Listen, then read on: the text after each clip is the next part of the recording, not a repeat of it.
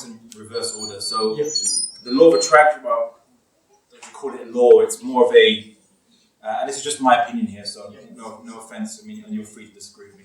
I don't believe that just because you covet something, it will happen to you. If that was the case, everybody would get what they want, because everyone covets, right? So I don't think that is borne out by reality. But in response to your first point, is it possible to have a spirituality which is neutral or bad? Well, my point is this. If you are intended for something, so if a human being is intended to have some kind of, to do something, to achieve something within their capabilities, or to help achieve some daredevil tactics and stuff, it's alright, it's okay. We're going to come back in a red cape or something. Anyway. So the issue of spirituality in neutral things or in, let's say, bad things wouldn't make any sense, because if you have an intent behind your existence and you don't fulfill that intent, then you're not doing an action for any higher reason or meaning. You're doing it with an intent within the material universe, purely for the intent within the material universe, which is not linked to good, to your intention behind you. So then it wouldn't have any spiritual basis to that at all, whatsoever. Then you can argue it's a material basis, as in your intent is purely, let's say, selfish, self-centered, or material, and not a higher value beyond the base material intent. So let's say, for example, someone can give food to somebody else and do so because they believe it to be a good thing to do according to their particular perspective and worldview, and that might be something like a spiritual action. But someone could also hate someone else, and maybe that person's rich that they don't like, and they would kill that person to take their money and take their wealth. That is not doing it for a spiritual reason, a reason that's linked to their purpose in life. It's linked to something outside their purpose in life, and would only reside in the material world. That the action, that the intent is only in the material world, not for anything higher. So in that sense, it's not spiritual and can't be spiritual. As for neutrality, I don't think there's anything really that you could argue is neutral and spiritual per se. Because even if you're just driving your car, which you might say is neutral action, it's always linked to something else. You're driving your car for what purpose? You're driving your car to university to study. You're driving your car to pick up your mum. You're driving your car just for relaxation, maybe, because you've had a stressful day. And of course, looking after yourself is something that you should do anyway. So anything you can do to de-stress yourself is a good thing, provided it's not drugs or anything like that, right? So it's always linked to something. So there's nothing that you can do that is not linked to spirituality, except bad things or things that are against your purpose, against the intent behind your existence. That would be my answer. Any other questions or contentions from the audience as well? So you don't just give me questions, but if anyone actually disagrees with me, and I'm sure there's lots, or some, please make your points. That gentleman over there. So the gentleman, just to reiterate his question, he said that my definition of secularism is problematic because secularism is about not allowing a majority religion to impose its ideas on other people who might not share that religion, and it's not atheism. It's not secularism. The last one you said, yeah, secularism itself is not necessarily atheism, right? Okay. Well, first and foremost, whose definition of secularism? There are so many definitions of secularism. There's even a great book called Secularisms, which goes into this discussion of all different types of secularism. Some people interpret secularism as making government policy science-based, but not necessarily taking religion out of the question. Some people people generally think of Britain as a secular country, and yet the head of state is head of the church, or the leader of the church in some way, and you have like bishops in the House of Lords, which are not elected, per se. Of course, even in America, where you don't have an established church, in this country you do have an established church, in America you don't have an established church, but people who are, let's say, usually Protestant Christians will vote in mass numbers for policies which are informed by their religious belief. They just don't say they don't publicly say we do this law because the Bible says it. They just say we are pro-life, for example. They'll couch it in different terms. I would argue that secularism means different things to different people, and its first definition was disestablishment of church from state for the most part, or a state based on the leader just being whoever holds the weapons or the biggest stick is the leader, not the Pope or anything like that. Who's just a spirit, doesn't have any weapons. Well, at least no weapons to control all the countries in Europe at the time. However, if you look at secularism philosophically, what it actually means would be that, in theory, you would say, well, a religion informs morality. If you're saying that no religion should be the basis for any state, then what moral system will form the basis of any state? Now, usually the counter-argument from secular liberals is that, well, secular liberalism is, it's religion neutral, so that should be the right basis. But secular liberalism itself is a worldview, has a morality system, and it has a particular bias when it comes to judging right from wrong. So all you've done is substitute one religion for a materialistic religion, quote unquote. This time being secular liberalism. Communism too has a worldview. It has a basis of judging right from wrong. And no one would say that communism was neutral when it came to different religious beliefs. And so I think the same should be said of secular liberalism. You just get different types of secular liberalism. So there are some which are really imposed strongly on society, like in France, where you sisters wearing hijab would not be allowed to wear hijab in good old secular France. You can't pray in public in France, and you certainly can't wear the face covering in France too. So good old free France. Whereas in England, which still actually has an established church, the Church of England has been actually very pluralistic to many religions, and actually some people argue that England is much more accepting of different religions because it has an established church, which was ecumenical and accepting, not pure secular state like France. And of course, the French Revolution wasn't all roses and rainbows and gumdrop smiles. So that's the real discussion on secularism. So I would argue that secularism doesn't mean any one particular thing. And if you look at it philosophically, it argues an absurd notion, which is your purpose in life is separate from your life's affairs.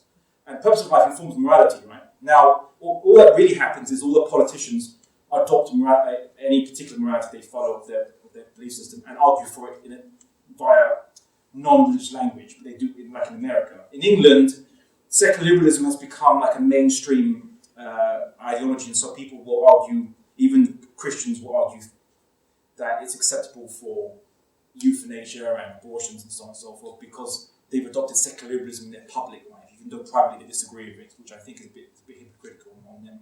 But some of them are forced to be hypocritical because if they was outwardly express their religious opinions, they would be cast down strongly by a secular media. But I digress anyway. So I argue that the secularism itself doesn't make sense philosophically.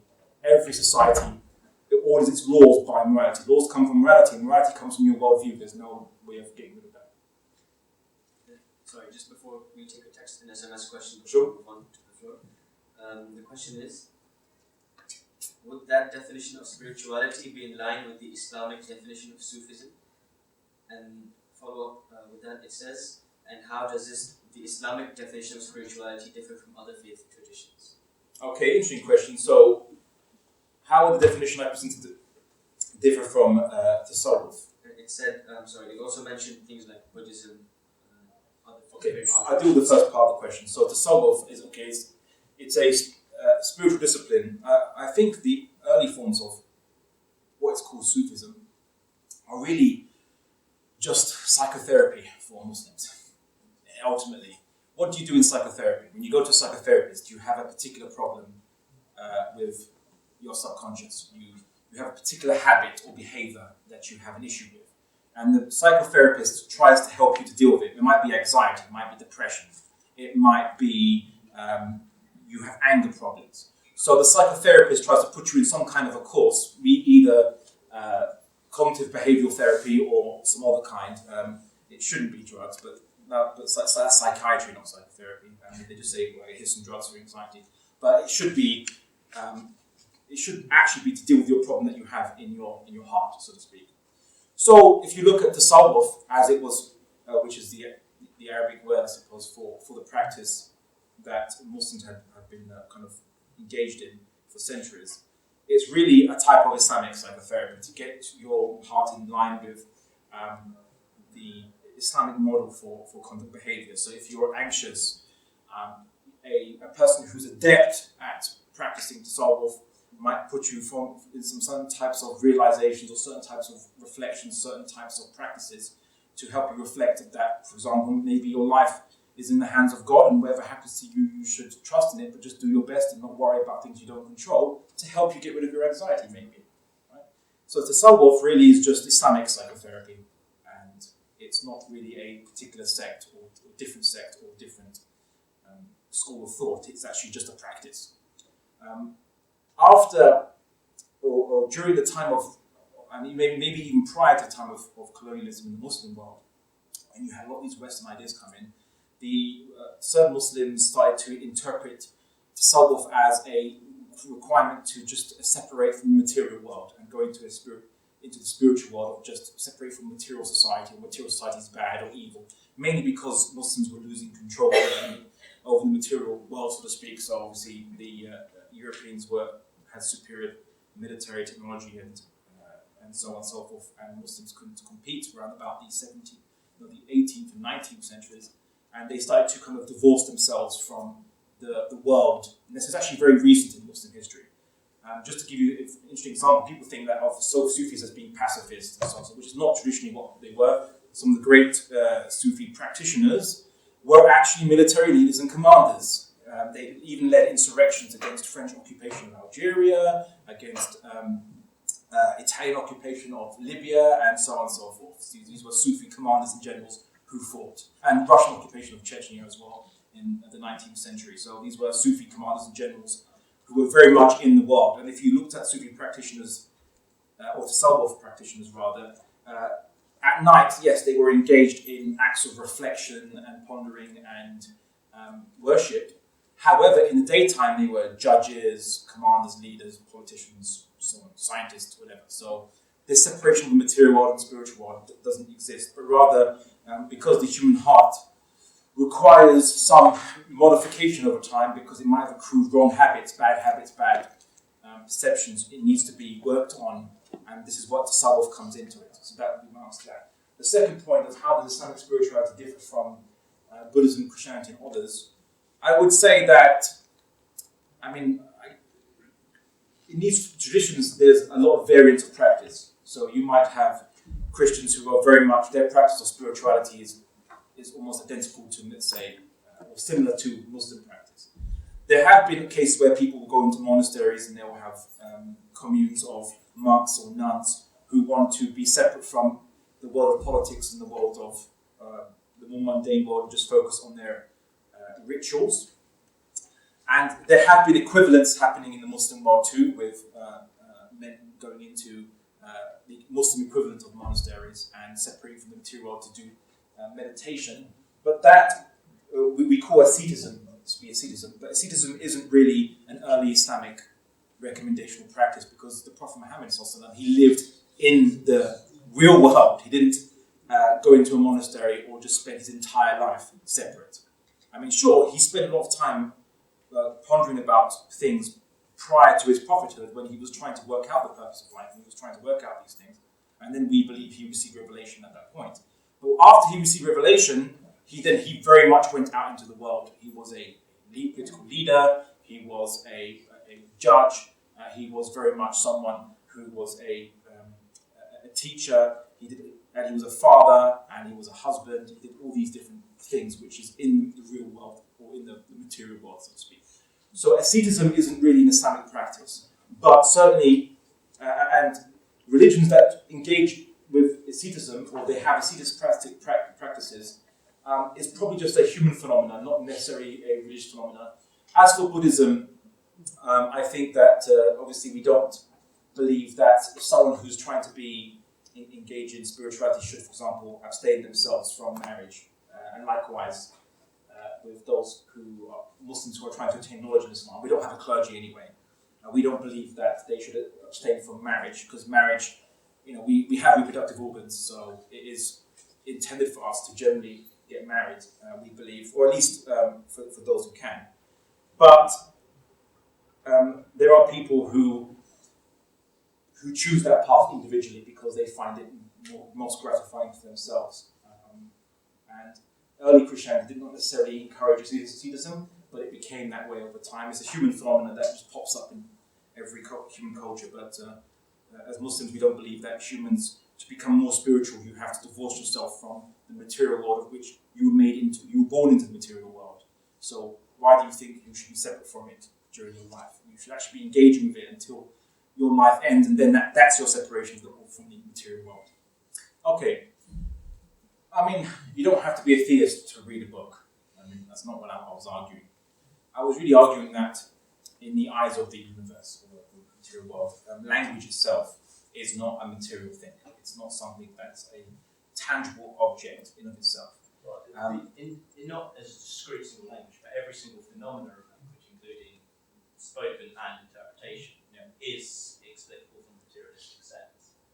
Well, here's the thing. It's explicable from materialism. Well, here's the issue. I mean, but it's not an issue. It doesn't prove. Okay. Well, I don't think you could say it's explicable from a materialist sense. I would like to hear the explanation as to what is a consciousness, what is information or knowledge. What is medicine? Yeah. Well, okay. What is okay? I mean, just to give a point.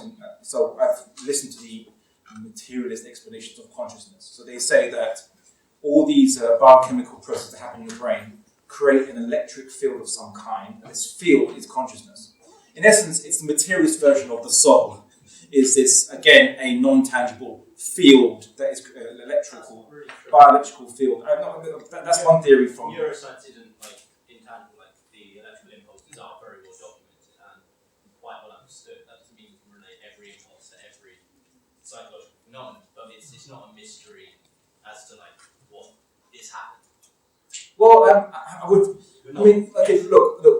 consciousness, right? Please tell me where they find it under a CAT scan or a magnetic resonance imaging machine. Please tell me where they find consciousness. Currently, the best theory they can produce is that consciousness arises out of these chemical processes happening in the brain. It arises as some kind of disembodied electrical field, which is pretty much the materialist version of the soul. But it's a speculation. What does a feeling feel like, right? So there's a common joke to say that, love is no different to eating large amounts of chocolate. And maybe for some people it is, hey. But what it actually feels like, the perception, the experience, or the understanding of knowledge itself, what is that? Where do you find knowledge? I mean, sure, you can see neurons connecting each other to when you're trying to remember things. Yeah, of course. But how do you know that's connected to someone remembering it? It's because the person tells you, right now I'm remembering something. Oh, okay, and then you link it, what they just told you, what they claim, and maybe they could be lying, but we generally think they're not going to be lying for a scientific experiment. But we're relying on someone's testimony as part of our scientific experiment. And that's my point. It's not material. Would you describe it as the scientific equivalent of the soul? That's quite misleading, because the soul is... No, materialist equivalent of the soul. Materialist equivalent of the soul. One asserts there is a soul, therefore we have this abstract object that we can't really prove or observe or anything like this. Whereas from a scientific perspective, you're consistently linking it to observations, and you create theories that fall down, and if you can't find the evidence to substantiate them, or if you find evidence that directly contradicts them. So the idea of how neurons work, if we suddenly find consciousness arising in trees, in a discernible way, our theory of consciousness will completely change, which is what soul does. Well, the question is, how would you know that trees are even conscious? You have to rely on them to tell it to you, much like you have to rely on the person if you're CAT scanning or MRIing an individual, and they tell you, right now I'm remembering something nice, and then you measure what's happening in their mind, you link it to what they've said on their testimony. But you don't. Okay, my point is. That's not relevant. My point is this, and I try to tell people so that they don't get confused with scientific jargon. What's really happening when the scientists are saying that we know how memory works, because we know that if someone's remembering something, neurons will be connecting, forming new connections. We know this because someone in an experiment said, right now I'm remembering something, and they would tell the subject, please remember something at this point in time while we scan your brain. And then they say, well, because we told him to do this, and we see that this thing is happening in his brain at the same time, these two things must be connected. that's what they do in a scientific experiment. That's not, But that's one they can't see knowledge. But they can't see knowledge in an MRI. They can't see consciousness in an MRI. And really, all the discussions of what is consciousness are speculations, not based on any evidence, including free will. They're not non-evidence based. They are based on explaining the evidence for yourself. Okay. Do you know what speculation is? Speculation is just thinking about it. It's literally a thought. Not necessarily. If I see the sun come up and it looks round, and I say the sun is a disk, right? The sun must be a disk. And I say, why do you say that, Abdullah? Well, it's based on the evidence that the sun is round. So I've used an observation, I've taken an observation, and I now make a speculation based on observation to explain the observation, right? What you described is quite literally no different. No, it's not. Right? No. It's always. Let me finish. We all observe different things in this universe. Where we all differ is how we explain them, the theories, and scientists differ as to how they explain things. Right? So, for example, is light a particle or photon, or is it a wave? What is the exact nature of the electron? Because we see superposition exhibited by the electron, and that was like, what is it now? It's very confusing. So we come up with theories to explain things that we see, but let's not confuse the theory for something that's proven. Okay, and that's the point. Theory is, most theories when they first are formulated are speculations as to let me bring in an explanation that explains that situation. Many theories that persist in science are theories that you create a hypothesis to then test your theory, and then you make observations that the theories that exist in science are theories that are not falsified. But the problem is that there are theories which, how can we falsify them, right? So, for example, let's say someone says that inside a black hole there is infinite density, right? Speculation. We don't know. That's not based right? on speculation. That's based on very specific readings. I don't know what's inside. And okay, well, it's not exactly. It's based on particular readings, particular electromagnetic,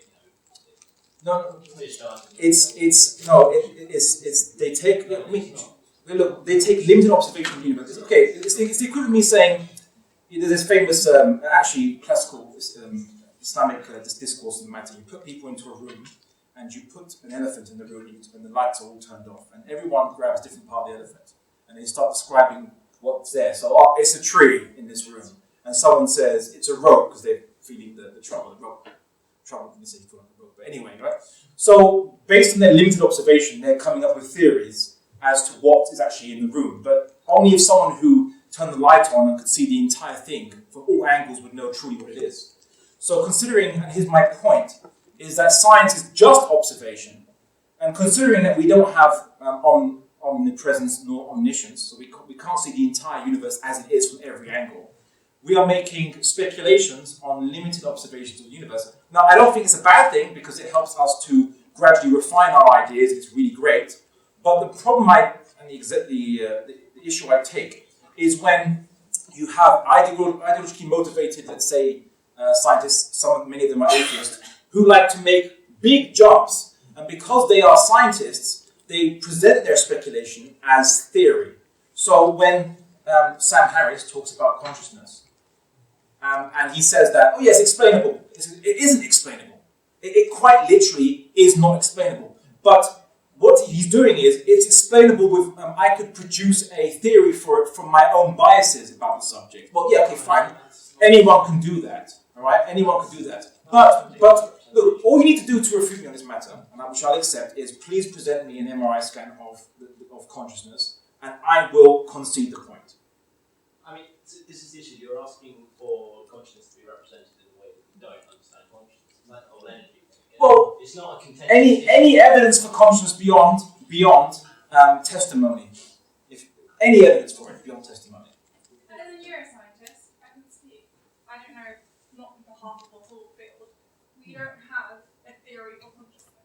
We have theories for Sorry, just 1 second. What do you study at university? I'm just curious.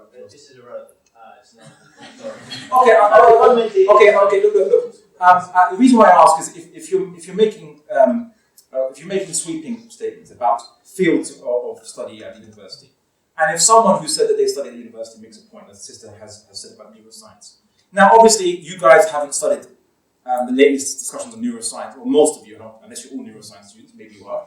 But assuming that you don't just all study neuroscience, many people here won't know what is the current discussion of neuroscience. So I'm saying that, you know what, ignore me, ignore him, and listen to the sister who claims she's obviously studying neuroscience. Authority. Huh? It's an argument from authority. This is the exact point I was making. Tell me, you believe in the theory. Let me make it. You believe in the theory of relativity, right? I have a vague understanding of what it is, and it seems more likely to be true than not be. Okay. Have you performed the experiments that demonstrate relativity? So where did you learn about it from? Well, I mean, I don't know much about it. Where did you learn about it from? Then? Well, I don't know much about it, so my lecturers at some point. So someone from authority then told it to you. You believed it. There's a difference between taking. Okay. All right. I get There's a it. difference between deference to expertise and an argument from authority. An argument from authority is I'm an expert in this area, therefore what I say is true. Whereas deferring to somebody's expertise is saying these are a group of people and there are less explicable reasons as to why they would lie or be wrong than as to give It's me- that's a variation argument from authority. Still. It's not really. It's That's my point. Most of the people who believe in different scientific theories will only know about it from books and from individuals that teach them. Yeah, sure, the vast majority might not have any basis for lying, but if you didn't directly yourself perform the scientific experiment, you cannot argue that you base all your knowledge purely on observation, and that was my point. But that being said, and I don't want to derail this discussion. We can have a great discussion as to whether language or whether knowledge or consciousness is material or not. But it doesn't detract from the main point of my presentation, which is that the only possibility that exists for the origin of everything that is finite and limited is an unlimited, infinite creator that willed it to come into existence. That was my main argument. But the second question, okay. I think we'd move on to another question. Okay, so a typical time mode discussion between philosophers and matter. So I'll answer it very simply. That might be a bit bold to say actually. No, I'll answer generally kind of plainly, which is everything that exists, we believe, is created by the creator, and because it didn't create itself, it has to be always maintained by the creator. Because if we didn't control our own existence, how can we maintain ours? I mean, you don't have control over living forever, for example. And so there will be outside processes, which hopefully not for a long time yet, but which will eventually, or internal processes, which will cease to function, and that will be the end of your duration. So the universe itself didn't come into existence by itself, didn't create itself, and likewise, we believe is maintained always by the same creator that created in the first place. So everything that happens is maintained and intended by God. So that how does that fit with the idea that we have free will? Well, it's very simply, I would say that God quite literally facilitates our free will. It's like, I use this analogy, but it's just an analogy. It doesn't actually fit it well, but if any of you play a computer game or just anything on the computer, you'll see that the electricity and the processor of the computer facilitates the actions which are happening in the computer, even if you're inside a virtual world. But all the events which happen are facilitated by the processor, and the processor accepting your request to move something here with your mouse or your keyboard. And obviously, the processor has to accept that request for you to be allowed to do whatever you want to do. Right? But it's not a perfect analogy because obviously the computer doesn't control your choice. However, if you imagine that we are all kind of almost like computer sprites in the program, in the matrix, then everything is facilitated by, let's just say, a processor, using my analogy. Anyway, I'll throw that analogy away for now. So in terms of the issue of the creator of the universe, everything that happens is by his will, it can only happen by his permission. Now, we believe that God's knowledge is not limited or finite, as in all, like God is not finite, limited, full stop. So he knows exactly what decision you would make in any situation, and what decision and how you act in any situation. So in any situation you're in, he brings about your choice. And so the choice is yours. But because he's not limited, he didn't have to wait to see, okay, well, what this person would do, I don't know what this person would do, so I'll see what they do. That would mean that God is limited. But if God is unlimited, then he knows exactly what you would freely choose, and he facilitates you to make that choice. So the choice is still yours, but you depend on God to bring it about, because ultimately your whole existence depends on God. Does that make sense? Okay, well, let me give you a verse from English Proverbs, which is, you can take a horse to water, but you can't make it drink. Right? So the verse of the Quran is saying that you can't choose. You don't choose who is guided, basically, because you don't have any control over someone else's free will. And likewise, if someone is to be guided, it's on their own merits. So are they really sincere to the truth or not? There's a verse which says just to paraphrase the verse, it says that God misguides those who are unjust, basically. So someone who's unjust and does bad things and is not basically a sincere person, God misguides them, right? So he basically, what he means is he keeps them away from the truth because, or rather, they would because they are unjust, insincere person, and they've chosen maybe those kind of choices, they will not be guided, basically. They will not be given and shown the pathway to the truth and so on, because they've been unjust and they wouldn't accept it anyway, right? So this is basically the case. So you're all you're all responsible for your choices, but you don't control everything in the universe. And your choices, for them to even be made, it requires God's permission for God to bring them out of you, because you didn't make yourself, and you certainly can't make anything. So we require God to facilitate us to have that permission to do so. So in a way, God is a facilitator of your free will. So while God will not compel you to be bad or to be good, but rather God will facilitate your choice and will, support your ability to make that choice, basically, of which you wouldn't have that ability to do so. Why was creation created in the first place? Why were we all created? Okay, well, this is an interesting question, and I suppose I alluded to it, but we were created. The Quran says that I have not created mankind with gene except to worship me. God is saying in the Quran. So we are here to worship Him. But what does that mean? What does worship mean? And the only definition you can really understand by worship, which is used in Arabic, the word worship, ma'bud, means basically to follow, to make God the intent of our actions. And I think it's clear, it's borne out by reality itself. Everything in this universe, as I said, follows a law. And my point was, what is our law? And so I can make God the intent of my actions, but what does that look like? So I want to do something for God, but what does God want me to do for Him? So God wants me to feed the poor. God wants me to help those in need. God wants me to stand up for justice. And that's how I do actions, and I do those actions intending it for God. And that's where the spirituality comes into it. Well, why would God want to create us in the first place? Well, see, ask him. no, but see, this is actually us anthropomorphizing God unintentionally. But it's a good question to ask. But I'm saying that people are stuck with that because we unintentionally make an assumption. And so, don't worry, humans make unintentional assumptions all the time. It's nothing wrong, I say, as long as we realize it. The unintentional assumption is that God does things because He needs things. Right? So, but God doesn't need food or sustenance. The Quran says that. The Quran says that it doesn't even hurt God in the slightest if mankind was to turn away from Him. It wouldn't hurt God in the slightest. We do it in essence, what we're doing actually benefits our own selves, not Him. He's not benefited by it. But if you want to ask why would God do something, He does things because that's His will. Because He's the first cause. You're asking me what would cause the first cause to do something. But that posits that there's something before Him, or that motivates Him, like He has instincts, like animals do, or He feels lonely, or He feels, or He wants a companionship, or He wants food, or He feels hunger. These things, an infinite, unlimited thing, what Creator wouldn't need these things at all whatsoever.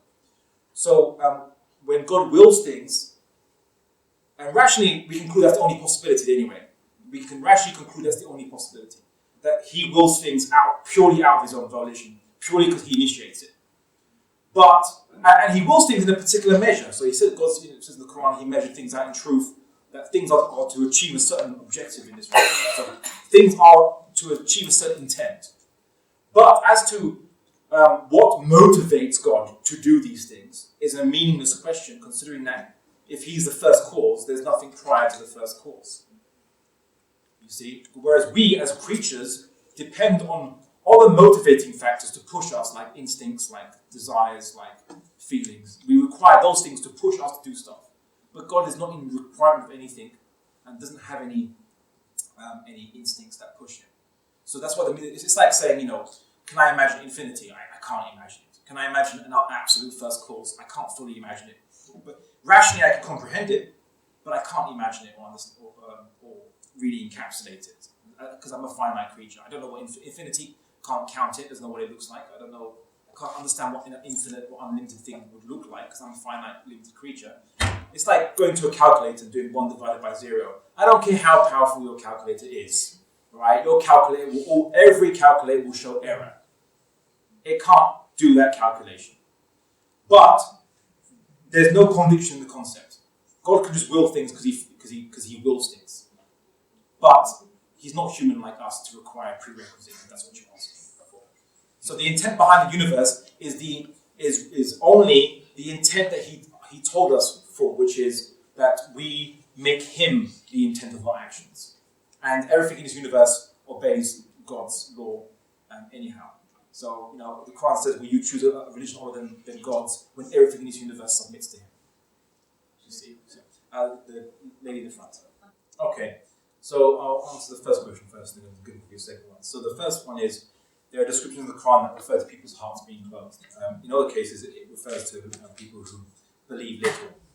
And it refers to people who've made the assumption, and it is an assumption, that God couldn't possibly exist.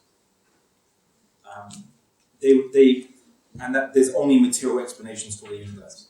Not looking at anybody. Okay. But we don't know. I mean, even atheists or people who are accused of being atheists actually could be type of agnostic. So it's not always the case. But people who can make assumptions, and if they make that assumption, why do they make that assumption? There could be a whole host of psychological reasons.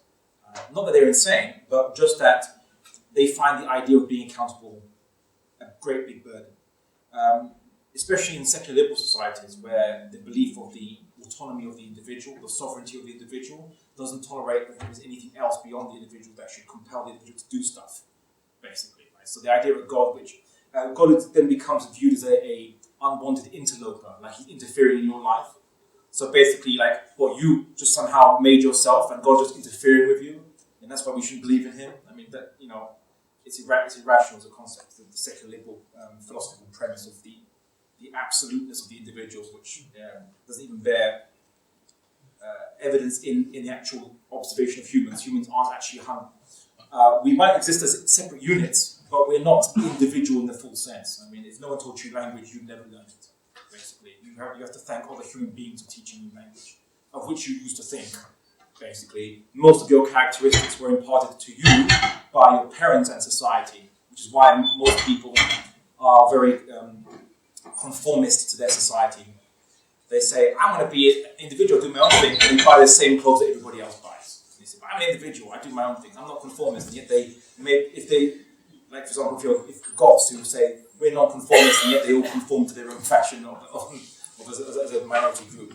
So, humans, in one aspect they influence each other quite a lot. In fact, one could argue, what is it about the individual that actually makes it unique, or not unique, but authentic in of themselves? An individual could be, you could say your genes, your society, your parents determined your personality.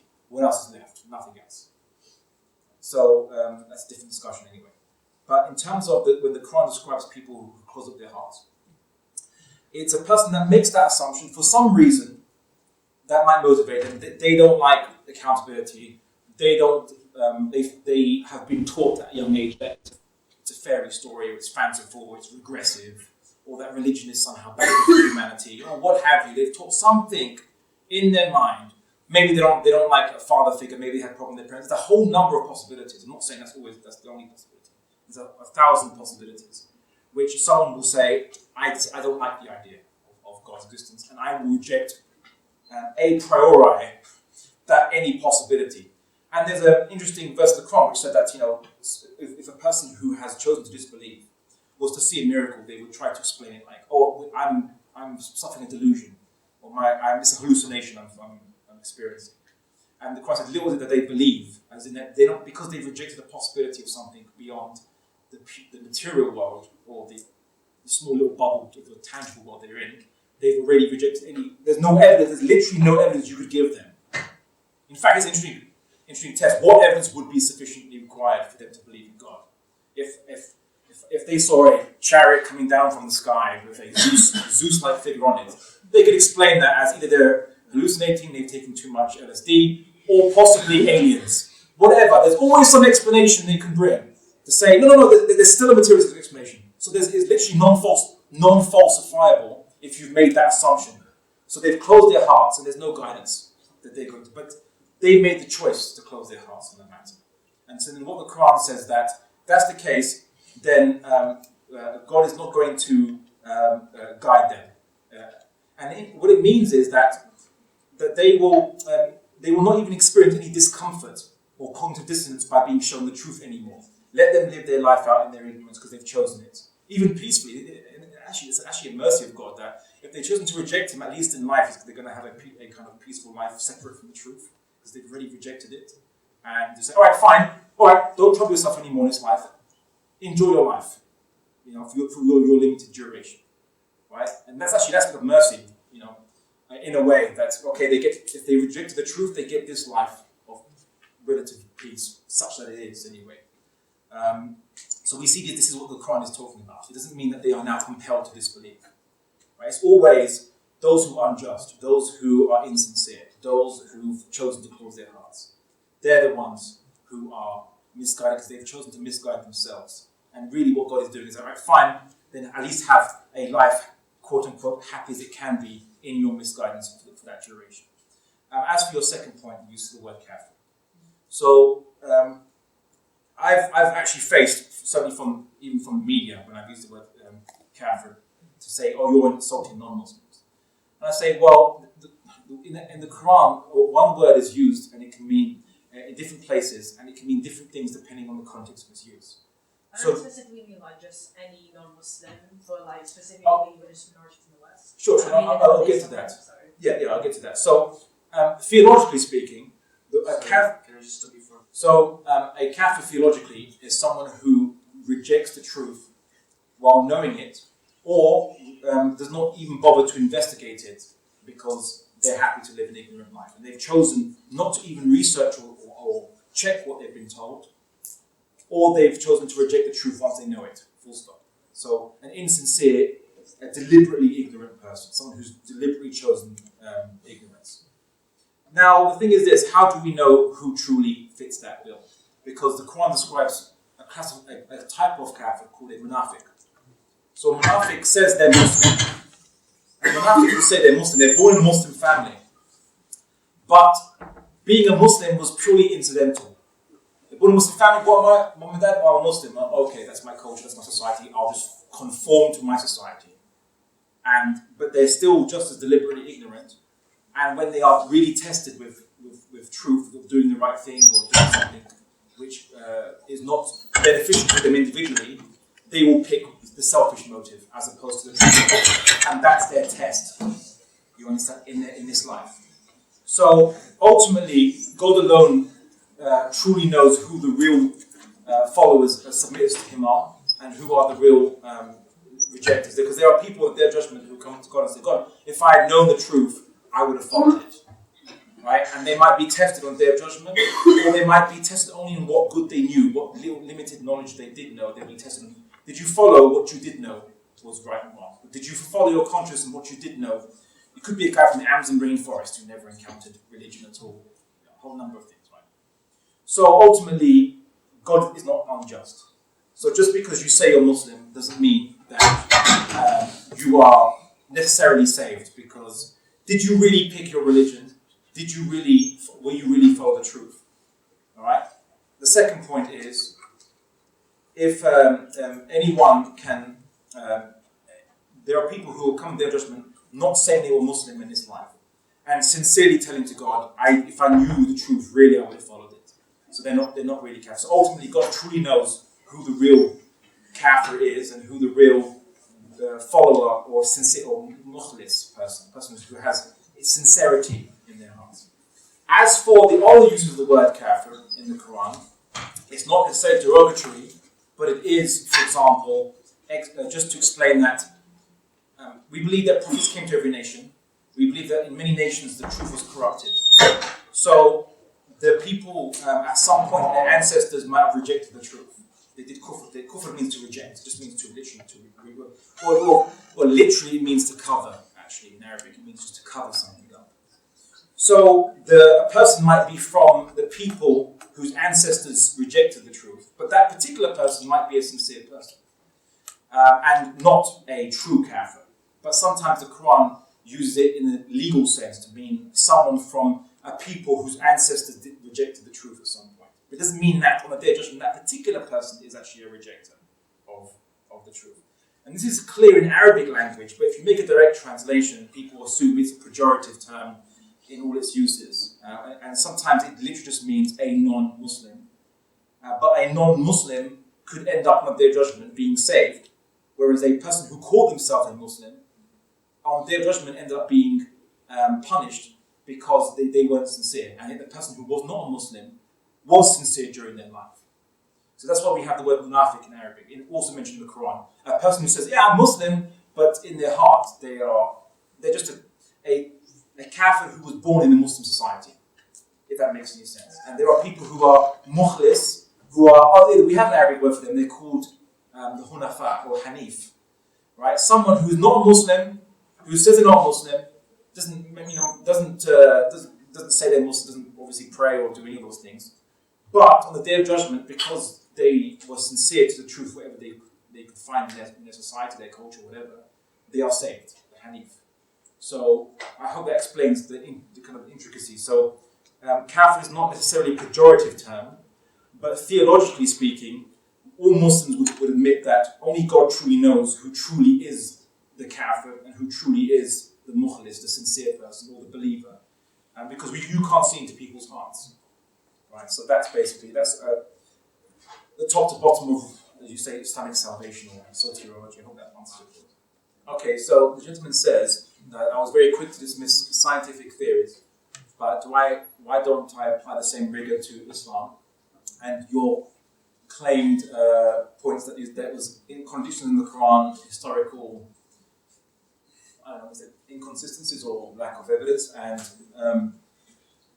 the problem of theodicy. Well, here's where I would find the contention. Firstly, I don't reject science. I'm actually a great advocate for Muslims to engage in science, and I'm extremely happy to hear that, for example, sisters are neuroscientists, and some are engineers, and some are physicists, and there's more Muslims coming into science now in Muslim world, and are beginning to aim for Nobel Prizes. Not that we need Nobel Prizes, but my point is that Muslims are rediscovering a Islamic tradition of investigating natural world that God told us to. So God said, do you not see how the mountains were created, how the heavens were raised up, how the camels are. I mean, the Quran is full of exhortations to observe the natural world and see how these things work in the natural world. Verse after verse after verse. That's why it spurred Islamic thinking on the matter. So I'm all for science. I just don't like when ideologically motivated scientists try to fit in some of their materialistic assumptions about the cosmos into science when there's no evidence. Like the multiverse, there's as much evidence for the multiverse as Zeus and Thor. And yet, some people call it a scientific theory. There are scientists who very rightly have denounced that and say that is not science, that's not scientific theory, it is purely a speculation by someone. So I'm all for science, I'm all for observational natural world. I'm just against speculation that is motivated by a consistent desire to deny any other possibilities. And I'll give you just one small example before I answer your point in force, which is there was Einstein believed in the steady-state theory. I bring this example up every time. So the steady-state theory. Steady-state theory is the belief that the universe is eternal. that has always existed in roughly the way it has existed. Steady state theory. And so much that he wanted to believe that, he even invented these universal constant numbers to kind of make the equations work on his theory of steady state theory. Along came a Belgian priest, who was also a physicist, Georges Lemaitre, who said that basically the universe expanded from a common origin point, and it began to exist in essence. And Einstein famously said that I can't follow the mathematics, but I hate your conclusion. Right? With telescopes and getting better and satellites and so on, so obviously we now see much more clearly the redshift and other evidences to show that the universe is expanding. Every galaxy is moving away from us, every single one. So they thought the universe is expanding, it must have a common origin point. Now everyone accepts the idea of the Big Bang. You know, the Big Bang, that actual line, the Big Bang theory, was actually a pejorative word invented by an atheist scientist to say, what is this theory these people come up with, Big Bang? It was actually meant to be a pejorative, but it stuck. It's now, everyone calls it the Big Bang theory. So the Big Bang theory is not just a comedy series, and so on. It's actually, it was originally a pejorative used by atheists against those who believe that the universe had a start point, a beginning point. So there you see how, in that particular case, evidence defeated an atheist who made a materialist assumption of the eternality of the universe, which rationally wouldn't make sense anyway. So rationality would predict that that wouldn't make sense and wasn't true. And then the evidence came along to refute that theory, and the Big Bang theory is now mostly accepted by most scientists. Back then, the majority of scientists accepted the steady state theory. Right? So just because the majority of scientists believe something doesn't mean it's true per se. And for the vast majority of human history, the vast majority of scientists, in fact almost all scientists up until the modern age, well, in the modern age, even up until maybe the 18th century, if not later, were God-believing scientists. Catholics, Jews, Muslims. The first universities, scientific universities in the West were built by, well, universities anyway, were built by the Catholic Church. Well, they weren't against scientific development, but I digress. As to your points that you mentioned regarding the issue of theodicy, the issue of you saying the issues of historicity of the Quran, and the issues of internal contradictions, we can have a different discussion on this, but I challenge each and every one of those claims as being false. We have very good historicity of the Quran. Just even recently, there was the Mingana manuscripts discovered in a collection in Birmingham, not that they were unearthed in Birmingham, where they carbon dated them to basically within the lifetime of the Prophet Muhammad. Right? I recently debated Tom Holland on this, not necessarily on that particular issue, but he's the guy who likes to say, well, carbon dating, it could be, it could be from the range of the carbon dating which was before the Prophet's lifetime. And before that, he was arguing that either Prophet Muhammad didn't exist or the Quran was invented after the time of the Prophet's lifetime. So Tom Holland wants the Quran to exist any time except the Prophet's lifetime, basically, right? That is, I would argue, in my belief, an ideological bias by Tom Holland. Okay? Whereas we have great evidence, there's not even multiple sects of Islam that believe in different Qurans. We had early splits in different sects of Islam, no different versions of the Quran. Our historicity is second to none, I would say, in terms of a manuscript from that age. And so mass tested, it wasn't just like the Christians where they had to go through 300 years without a government, and then they gathered their scriptures up where they could, and there was no central authority except the Roman emperor. From day one, we had an Islamic system and government that was implementing the Quran, and so had to basically have it there, have it implemented. So we didn't have to wait 300-400 years before a Quran was compiled, and so on. Because there was different teachings and it was brought into one. There was no different teachings. Please tell me where there are different versions of the Quran anywhere, and I will concede your point. It was mostly oral at the start, and then it was compiled. Well, no. We have a lot of actual texts from, some people say from around the time of Uthman, the third caliph of Islam, and companion of Prophet Muhammad, as well as the recent Mingana find, please tell me whether there are any variants of the Quran, this text, or some different inserted sentences or different paragraphs missing like you have in the Bible. We don't have that problem, so I would contend that. As for the issue, traditions at the start, sorry, it was all the same narrative all the way. It wasn't like different tradition before it came into a unified form. Yes. Yeah, I would say it was consistent from the start. Yes, that's why we don't have different sects. We had splits from the Sunni, Shia, and the group called the Khawarij. Splits at the very earliest times in Islam, and they do not have a different Quran to the mainstream. Because different colored covers. Yeah, different color covers, maybe, and so on. Yeah. So, but anyway, as for theodicy, which is the problem of evil, I think I even dealt with that during this lecture. But if you want, we can discuss that further. But I would contend we don't have any problem with theodicy. We don't have any internal contradictions with the Quran. But that would require a separate lecture, or if you wish, a debate. And I have debated these very precise topics with different individuals, and I'm more than happy to do it again if anyone from any particular group or society wants to invite someone to debate this topic. I'm more than happy to.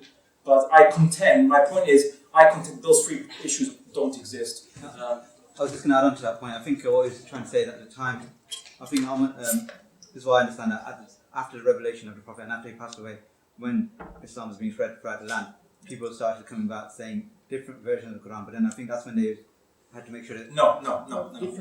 It was basically there was a concern that Persians who were becoming Muslim, Arabic isn't their first language. They would have problems trying to basically memorize the Quran, and they were worried about corruptions arising in it. So to prevent possible future corruptions from non-Arabic speakers becoming Muslim and starting to memorize the Quran, which Arabic isn't their first language, and you have to ensure consistent teaching, they standardized a written form. Arabic language wasn't standardized at that point. There was no standardization of the written form of Arabic. You could spell a word in different ways. The same word could be spelled in different ways. So with the Uthmanic compilation, the compilation of Uthman, a friend and companion of Prophet Muhammad, they decided to standardize the Arabic language and then write the Qurans in the standard form of Arabic. You see, that's what happened. But there was no issues with, there was never any allegations of different versions. There was concerns that because many Muslims memorized the Quran, when I mean memorized, those who memorized the entire Quran, hundreds of them, all consistent with each other, memorization is consistent, they were worried they would die in battle casualties in certain battles. And so it was time to actually put it down in written form, actual written form. But Uthman's compilation demanded not only finding people's oral memories and going around and finding what they actually understand of it, but actually finding backed up written forms of it too. So for every verse that was going to be written in this compiled form, they had to find a large number of people orally speaking, that understood it and memorized it in that form, and they tried to find also written forms of it too to back it up. So Zayd bin Thabit, who was the compiler, he himself had memorized the entire Quran, went out to try to find written forms of the Quran because the Arabic language was not standardized at that time. Uthman standardized the Arabic language, and then the Quran was standardized because the Arabic language was standardized. So that's what happened. We'll take the last question on the gentleman on the left of the meeting. Sure, you're the final question. Make a good one. Or contention. So the second argument you mentioned, I'll do the first one after. Misrepresentation Okay. and a Okay. Let me go there. So the second argument you say is that there are many things we observe in the natural universe which are uncaused, and so why do we feel the universe is to be caused? I say, not necessarily. but I would call that, people say God of the gaps argument. I would say atheism of the gaps argument. You're saying that because we're ignorant with regards to the cause of radioactive decay, this therefore proves that radioactive decay is just caused from nothing. No. So you're saying no. Because let me clarify. Because That's not what I said. well, your point was that you said that we can observe things in this universe of which they are uncaused, and then you cited. No, let me finish. So leave anything apart. let me respond. Well, you say we don't know anything about the cause. Well, then why are you citing the example? So if you're citing that radioactive decay is something where we don't know the cause, and you say that somehow can be used as evidence against the argument which says that every finite thing requires a cause doesn't follow, because if you then I don't know why you cite that example. That example would have no relevance to your whole argument or counter argument, because what you're saying basically is that relative decay, humans are currently ignorant over the cause of it. So then why you bring that example? Because there are many things we're ignorant over, so I don't know why you want to bring something that we're ignorant over as any kind of argument for anything, other than our ignorance. What I said, As for it isn't necessarily a case of will. We don't see a mechanistic cause for this to happen. We don't come to the conclusion. We wouldn't describe the nucleus as willing. Okay, alright. So let me okay, so your argument is because we see a process, right, which happens, we don't know why. We don't assume that radioactive decay happens because of will, right? But here's the thing.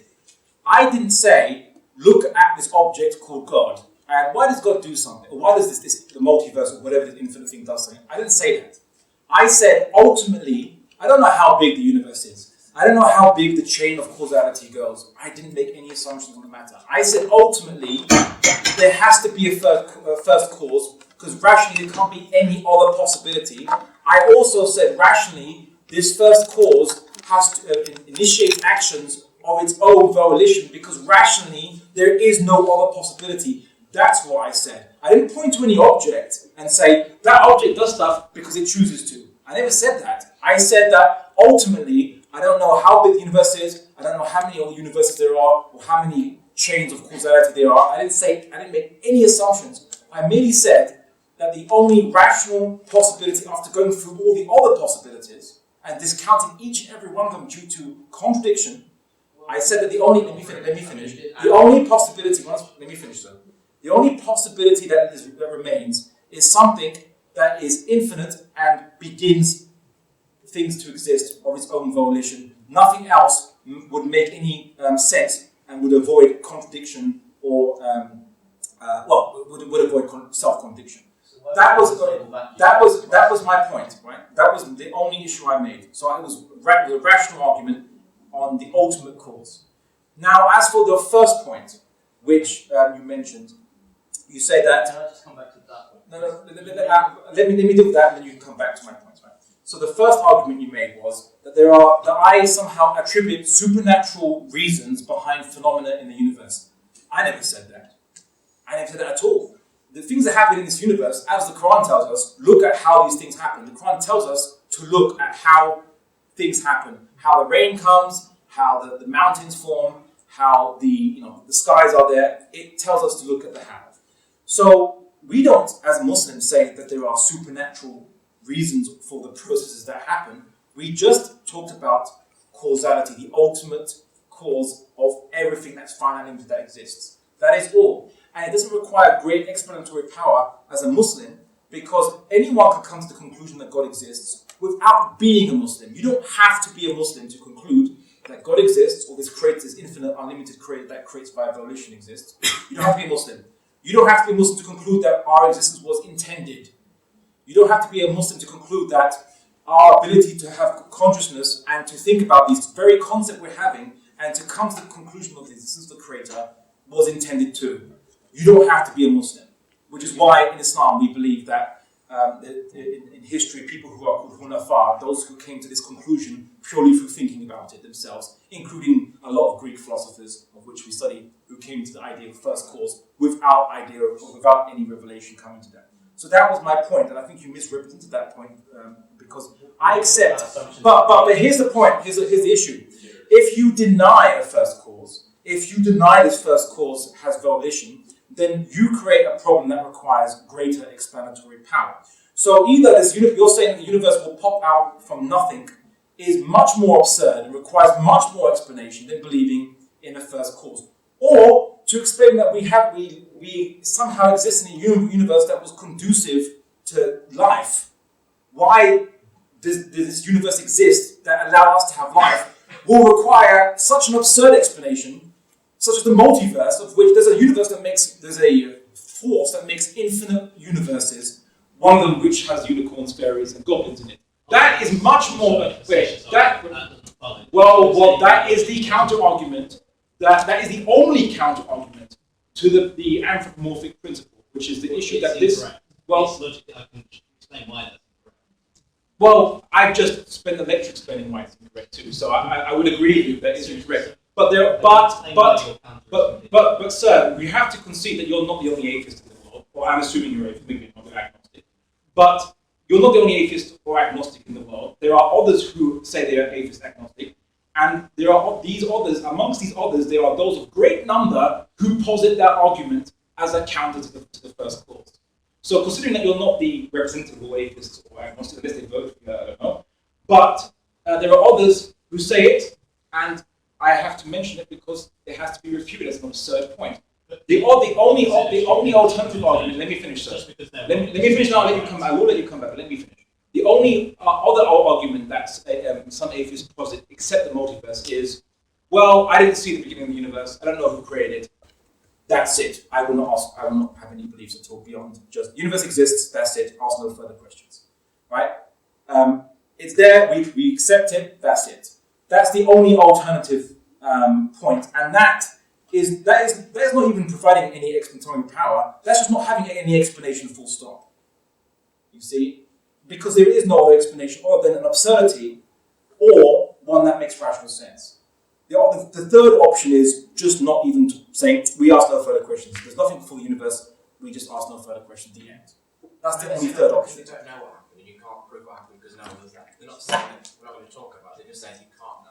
You can't have God made it, you can't have... We say, well, I didn't say, I mentioned before very clearly, I didn't say that this universe, I know how it came about. Maybe this universe was made by a previously dying universe, right? I made no assumptions. Maybe there's a chain of causality billions of universes long. I don't know. I made no assumptions. I merely said, ultimately, at the end of all this, there was a first cause, because there's no other rational possibility. That's all I said. I make no assumptions, my points, but I merely said that there's no other possibility, ultimately, than a first cause somewhere. Let's stop at that question. There's a lady who... Just quickly, I just wonder if you agree with this statement, that all humanity share one purpose in serving our Lord, but we also have another purpose which is more individual to us, that God has directly assigned to us. For example, whether it be to establish a certain charity or to fight a certain cause. Would you agree with this? I would say that's a great question to link into the topic of Islamic or spirituality, and I think very pertinent, a very important point. When I mentioned about intent behind everything that exists, generally humans have a general intentionality, but because we are born in different circumstances and we have different capabilities and different powers and so on, speak for, you yourself as an individual may have a very specific ability to contribute. But this contribution falls within the rubric of, so if you're here to do good, you're here to help the poor, those in need and so on, and you're in Nottingham in the 21st century, and you're born here or you're raised here and you have some means here, then what can you do here, for example? Or what can you do to make, if you have the possibility to travel around the world and help people around the world, or to campaign for certain political issues of justice against corruption and so on and so forth? That would depend on the individual experience. I would say that, in a way, every human being has the same purpose, and that which I agree with you. But individually, we have different circumstances. And so the circumstances that you're in determine how you should act if you want to pursue your purpose. The other choice is not pursue your purpose and just conform to your circumstances, like many humans unfortunately do. And so I think it's a very good, very nuanced point to bring up, and I thank you for your question. We all have a general purpose we have to follow, but specific circumstances. That's a good way to close the evening. Sorry about it. That's a good way to close the evening. I think it's nearly 6 p.m. Thank you all for attending. We've got a social dinner today at 7:30 p.m. in the studio. This conference now comes to close of this event. We're honored to have Abdullah Al-Andalusi here today. We're honored to have